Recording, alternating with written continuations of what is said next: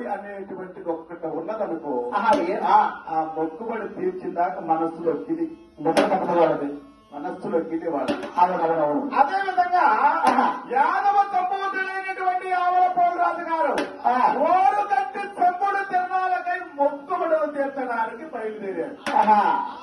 చెంబుడు తిన్నారని చెంబుడు తిరణాలకి ఓరుగల్లు చూసావా? ఆ యొక్క ఆనాడు ఓరుగల్లు, ఇవాళ వరంగల్లు. పాలగల్ అంటారు కదా, ఓరుగల్లు ఇవాళ వరంగల్లు. ఆ ఓరుగట్టు చెంబుడు తిరణాలకై మొక్కుబడులు తీర్చడానికి బయలుదేరినటువంటి ఆ యొక్క ఆవల పోలరాజు గారు ఎక్కడికి వచ్చేసాడయ్యా? 6,000 వల్లవులు, 6,000 స్థిరమందులు, అనంతకోటి యాదవులు, కంపెనీలు, 90 కోట్ల రావాలన్నా కుదురుగా ఉంటే 3 ఆవల, కుదురుగా ఉంటే 12 ఆవల, అలాంటి ఆవల మందనంతా కూడా తరలించుకొని ఆ యొక్క